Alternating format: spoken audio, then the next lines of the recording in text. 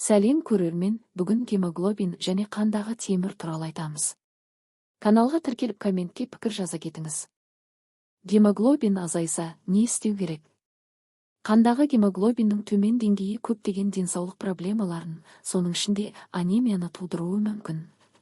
Анемия қанның құрамында гемоглобин жеткіліксіз болатын жағдай, бұл қан арқылы тасымалданатын оттегінің азаюына әкеледі. Төмен гемоглобин белгілеріне әлсіздік, шаршау, терінің бозаруы және суыққа сезімталдықтың жоғарылауы жатады. Егер сізде гемоглобин деңгейі төмен болуы мүмкін деп күдіктенсеңіз, диагнозды нақтылау үшін дәрігерге барыңыз. Гемоглобин деңгейін жоғарылатудың бірнеше жолы бар. Ең қарапайым әдістердің бірі темір тұтыну. Темір гемоглобиннің маңызды құрамдас бөлігі, ол тіндерге оттегіні тасымалдауға көмектеседі. Темірді ет, құс еті, балық, бұршақ дақылдары, жаңғақтар мен жасыл көкөністерден алуға болады. С дәрумені темірді сіңіруге көмектеседі, сондықтан оны құрамында темірі бар тағамдармен бірге тұтыну маңызды. С дәрумені цитрус, құлпынай, киви, қызылбұрыш және қызанақта кездеседі. Сондай-ақ фолий қышқылын тұтынуды арттыру қажет. Фолий қышқылы денеге жаңа қызыл қан жасушаларын шығаруға көмектесетін маңызды компонент. Фолий қышқылы жасыл көкөністер, бұршақ дақылдары, дәнді дақылдар және апельсиндерде кездеседі. Адамға темір жетпейтінін білдіретін 8 белгі. Ағзасына темір жетіспейтін адамның қаны аз болады.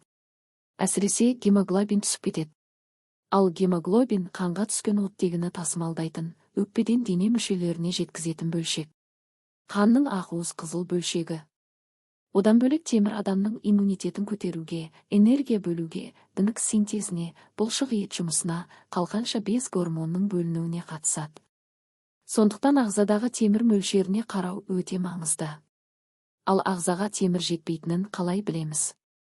Ол үшін Ұлыбритания диетологы Роб Хобсонның экспресс басылымына берген сұхбатында айтылған көп біліне бермейтін белгілерін атап өтейік. Әлсіздік, аяқ асты әлсіздік. Ағзаға темір жетіспесе, гемоглобин тез түзіліп үлгермейді.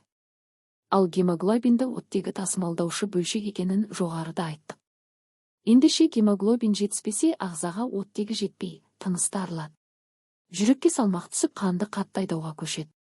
Ал оттегі жетпеген соң, буын мен бұлшық ет қуатынан айырылып, содан әлсіздік басталады. Аққұба, бозарған түр. Бет әлпет сұрланған, бозарған күйге енсе, тіс пен қабақтың, тырнақтың асты ағара бастаса, бұл темір жетпеудің белгісі. Қанда гемоглобин азайып кеткендіктен қанның қаны қызыл түсі сола бастайды. Содан ағзаның түкпір тұстарына қан жетпей қалуы мүмкін. Бас ауыру мен бас айналу. Дәрігердің айтуынша, бұл да гемоглобинге байланысты белгі. Яғни, қанда гемоглобин аз болған соң, басқа оттегі жетпей, қан қысымы пайда болады. Содан қан тамыры сінеді. Бас ауруы содан пайда болады. Ентігу бұл түсінікті.